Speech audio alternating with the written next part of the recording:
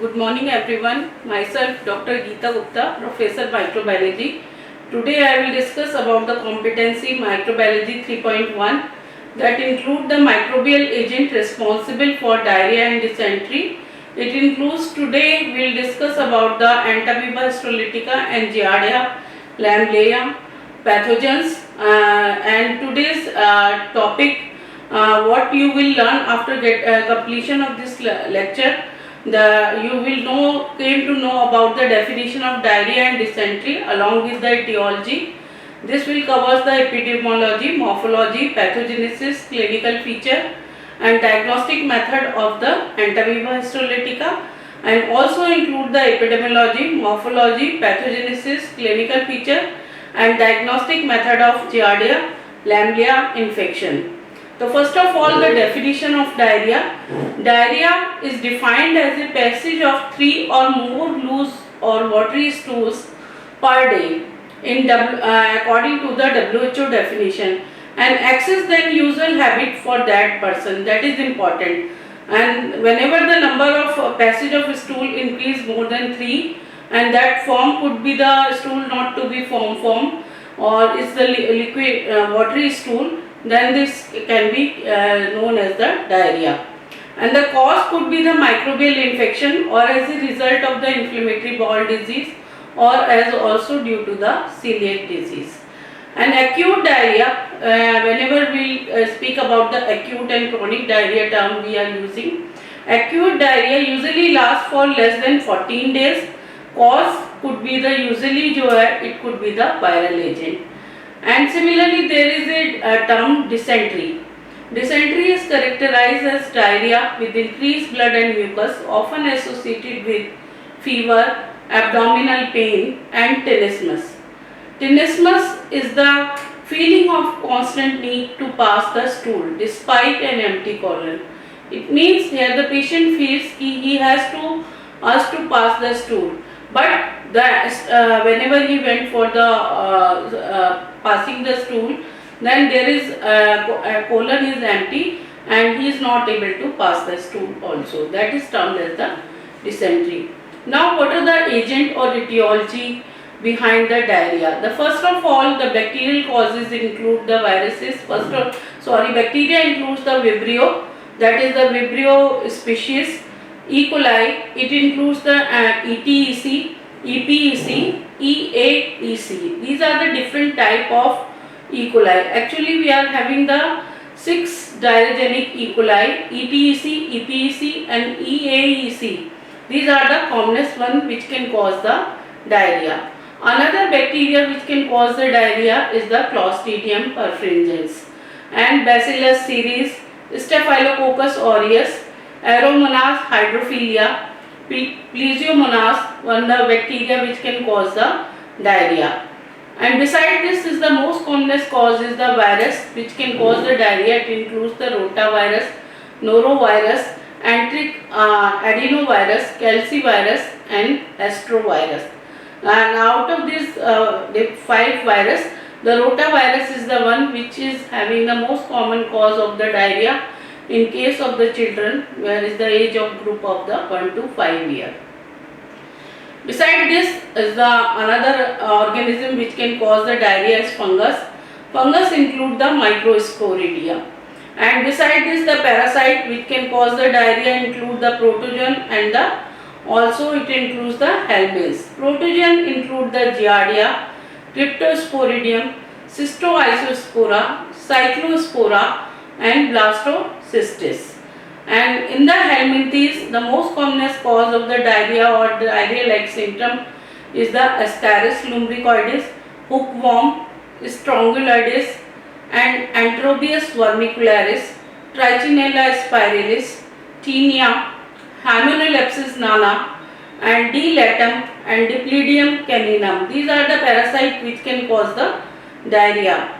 And in this bacterial causes of the dysentery, beside the diarrhea include the bacteria, virus, parasite and fungus also. And similarly the dysentery is the the passage of mucus and blood along with the stool. And the bacteria which can cause the dysentery is the Shigella species, Campylobacter bacteria, Enterohemorrhagic E. coli, Enteroinvasive E. coli, Vibrio parahemolyticus. These are the bacteria which can cause the dysentery. Beside this is the some of the parasites which can also cause the dysentery include the Entamoeba histolytica, Balantidium coli, Trichuris trichura, Cystosoma mansoni and Cystosoma japonicum. Now, as the today's topic, I have to cover the Entamoeba histolytica and Giardia. The intestinal protogen are the protogen which cause the diarrhea and dysentery like symptom. The intestinal amoeba that include the Entamoeba histolytica, and intestinal flagellate which belongs to the protogen is the Giardia lamblia. Opportunistic intestinal coccidian parasite it include the Cryptosporidium, Cyclospora, Cytoisospora are the one which can cause the diarrhea. Beside this other protogen which can cause the diarrhea and dysentery is the Balantidium coli, Blastocystis hominis, Sarcocystis, Microsporidia, and the Microsporidia, as I already told to you, now is considered as the fungus. Intestinal amoebiasis first of all is caused by the amoeba. Amoeba means the single celled protogen parasite that constantly going to change their shape because of the presence of an organ of locomotion, that is the pseudopodia. The amoeba have the pseudopodia as the locomotory organ, and due to which presence the organism can change shapes frequently. And based on habitat there are the two types of amoeba. One is the intestinal amoeba, another is the free living amoeba. Intestinal amoeba include the Entamoeba histolytica infection. Entamoeba histolytica causes the amoebic dysentery and a wide range of other invasive disease including the amoebic liver abscess.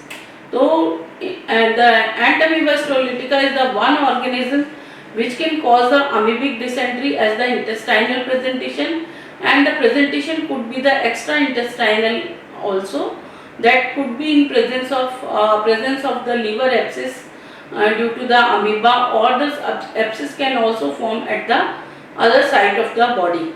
The site varies, so that could be the extraintestinal presentation of Entamoeba histolytica. There are the three species of Entamoeba: Entamoeba dispar, Entamoeba moshkovsky and Entamoeba bangladeshi, which are morphologically similar to the Entamoeba histolytica. Now, epidemiology. Entamoeba histolytica is worldwide in distribution, but more common in the tropical and as well as in the subtropical countries. The largest burden of the disease is seen in the developing countries and also in the tropics of China, Central and South America, Indian subcontinent, affecting 10% of world population, that is the 500 million persons. The third most common parasitic cause of the death in the world as such. The morphology of this parasite is it could be present in the due to the presence of the locomotory organ pseudopodia, the trophozoite form could be there and cyst form also present. So whenever the cyst form could be there, the cyst could be the uninucleate cyst, it could be the binucleate cyst, or it could be the tetranucleate cyst, which is the form which is present in the stool. And the trophozoite can also be present in the stool, but that you can see in the when you are doing the stool microscopic examination, wet and saline mount, and then you can see the trophozoite in the fresh sample up to the maximum 2 to 3 hours. You can see as the trophozoite form. Now the life cycle of this parasite. Usually the infection, there is a source of infection, and the source lies in the cyst form that is present in the soil. The man acquired the infection by ingestion of the food or water contaminated by the quadrinucleate cyst. The cyst reaches to the intestine, and in the intestine excistation, that is the small intestine where the cyst wall is dissolved and the trophozoite form are released into the intestine, and the trophozoite carries from small intestine to the large intestine, and large intestine trophozoite colonize in the large intestinal mucosa, where again the things trophozoite can also penetrate the intestinal wall, and that can be also from the crossing the intestinal wall, they can reach to the extra intestinal site and can cause the formation of the liver abscess. That could be the most commonest presentation or liver abscess due to the Entamoeba histolytica. And another fate of the trophozoite could be the cysts, which are formed again and that releases into the feces and pass into the stool. So mature cysts again become the source whenever present in the soil, and the healthy person eats the contaminated food and water that's having the cyst form, that again become the infected. And similarly, the trophozoite few trophozoite release in the stool also, and later on you can see in the breast stool examination trophozoite form can be seen, but later on they can be the one which is disintegrated easily. Now, after the life cycle, what are the virulence factors which are present in the parasite itself? The trophozoite of Entamoeba histolytica is the invasive form that can able to cause the extra-intestinal amoebiasis, and it possesses the certain factors like amoebic lectin antigen which is present in the parasite, and cysteine proteases and hydrolytic enzyme which is responsible for the pathogenicity of the organism. Besides is the amylase and metallocollagenase are the one which are present in the parasite and able to cause the extra-intestinal, or the presentation could be the more serious in form of the liver abscess and other abscesses also. Now the pathogenesis. The colonization is the trophozoite first colonize the intestinal mucosa. From the small intestine they reaches to the large intestine, and large intestine the trophozoite colonize, and the trophozoite first of all penetrate the mucosal layer and then adhere to the large intestinal mucosa, presence of the gal-lectin molecule, and later on when the mucosal is become the infected, the flask-shaped ulcer, which is the typical clinical presentation in this parasite, you can see in the histopathological examination of the intestinal biopsy specimen. Invasion could be later on, the amoeba can also invade the large intestinal wall and can migrate to the extra-intestinal site, that is the liver, where the extra-intestinal complication could also arise, and the intestinal complication in form of the bleeding from rectum and the loss of the severe blood loss can also lead to the anemia and so many other things also, hematological disorder also. Now the clinical manifestation of the amoebiasis. The incubation period of this parasite is the 1 to 4 weeks. Males are more common and females are affected equally. There is no sex differentiation, and majority of infections result in the asymptomatic cyst passer. The remaining 10% develop in the intestinal amoebiasis. The manifestation could be in form of the amoebic dysentery, which is the most common, passage of the blood and mucus with the stool. That could be the most commonest presentation, and later on the complication form could be the amoebic appendicitis can also be there. Amoeboma, that is the form of the solid ball, that could be there, and fulminant colitis could be the next manifestation that can occur. The dysentery could be the most common, is the parasitic one, that is due to the Entamoeba histolytica, and dysentery can also occur by the most commonest, that is the bacteria, which is the Shigella dysentery, that can cause the bacillary dysentery. We can, by just seeing the stool examination, we can tell the which type of dysentery could be there. First of all, pathology, we can see the stool and the histopathological examination, we can see the ulcer. If it is the flask-shaped ulcer, that dysentery could be due to the amoebic. And we can examine the stool. Simple stool examination is the number of stool per day. We can see if number of stool, like from the history we are getting the history, number of stool is 6 to 10 per day, passage of stool, then it could be the amoebic dysentery. And if the number of passage of stool more than 10 per day, that the cause could be the bacillary dysentery. And whenever we see the macroscopically the stool amount, that is the copious amount is present in the amoebic dysentery. But if it is bacillary dysentery, the stool sample amount or stool amount could be the less. Again, is the other thing is the color. We can see on seeing the color of the stool, there is a dark red color. Fresh blood can be seen in amoebic dysentery, but in bacillary dysentery, the color should be the bright red also. So similarly, the presentation could be fresh blood can be seen, bright red, that could be seen in the bacillary one. That there is a more loss in the of the blood in the bacillary dysentery. And if we see go for checking for odor, odor could be offensive in the amoebic dysentery, but stool, if the causative agent is the bacilli, that is Shigella, the stool sample to be the odorless. And when we will check for the pH, acidic reaction is seen in the amoebic dysentery, but in bacillary, if the cause is bacillary, that could be the alkaline thing. Consistency is the non-adherent to the container. Stool sample, when we will see for macroscopically in the container stool sample, that is not adherent to the container wall. But if it is adherent to the container wall, that is the bacillary dysentery. Besides this, on microscopic examination is more important to differentiate between amoebic dysentery and bacillary dysentery.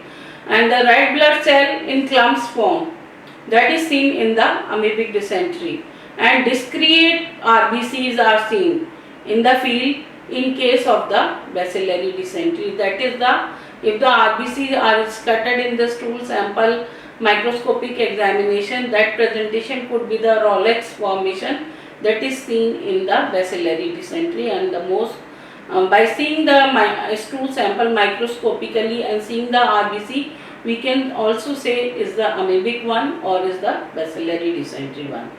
Now if we go check for the pus cells number in per field, the pus cells number is few in case of amoebic dysentery, but the whole of the field or the pus cell number could be more if it is the bacillary dysentery.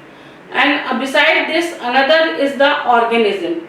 If we will examine for the stool microscopically, we can see the Entamoeba histolytica cyst, or also the trophozoite form can also be seen if it is the fresh stool. But if it is the bacillary dysentery, bacteria, that is the gram-negative bacilli, we can see in the stool sample, that is intimating about the Shigella bacteria. Now the laboratory diagnosis of intestinal amoebiasis is a simple. By doing the stool microscopy, we can check for the wet mount. We can see for cyst and trophozoite form both in the stool sample in the simple saline mount, and the cyst can be the number of nucleus could be the 1 to 4 nuclei per cyst. If it's more than 4, so then cyst could be the Entamoeba coli cyst, that is the non-pathogenic form of the Entamoeba. And beside this, we can do the biopsy. Intestinal biopsy is taken, and we can see the ulcer there. We can see the trophozoite form by the permanent stain, that is the PAS stain or HE stain. Stool culture, although routinely not performed for the Entamoeba histolytica diagnosis, but we can do for the research purpose, and the axenic culture and polyaxenic culture is the technique which is used. Along with this, another test which is most common done nowadays in the laboratory based test, we can do the antigen detection in the stool sample by ICT immunochromatographic test, and also by we can do the antigen detection by the ELISA. Similarly, nowadays the amoebic antigen can also be detected in the serology also, that is by ELISA test. Along with this, we can go for the isoenzyme analysis also, and molecular test, that is the nested multiplex PCR and real time PCR can also be done for the specific pathogen detection. And multiplexing PCR is the nowadays the technique by which we can identify more than 24 or 25 organism in single test by the, and we can tell the which is the most positive organ or the pathogenic organism which is causing the diarrhea. This technique multiplexing is the most important technique, and the earliest diagnosis and the correct diagnosis we can get by the multiplexing PCR. And now this the treatment of intestinal amoebiasis. Asymptomatic carriers is there, then the treatment help in reducing the passage of cyst in the stool and thereby preventing the disease transmission. Luminal agent, that is the paromycin, iodoquinone are the drug which are used as the luminal agent. For the amoebic dysentery symptomatic treatment, we have the metronidazole and tinidazole drug, and also we can give the luminal agent, that is the paromycin, and the iodoquinone can also be given. Beside this is the diarrhea or dysentery is there is the fluid loss, so we have to give the supportive treatment also. It includes the fluid and electrolyte replacement according to the need of the patient. So this way we can do the treatment also. And later, and the last is the prevention. Preventive measures are much better. We have to follow or take care of the patient before we get the infection. So we avoid the ingestion of the food and water contaminated with the human feces, and treatment of the asymptomatic carrier is the one which is also important to prevent the spread of infection. So this all about the entamoeba histolytica, and thank you so much.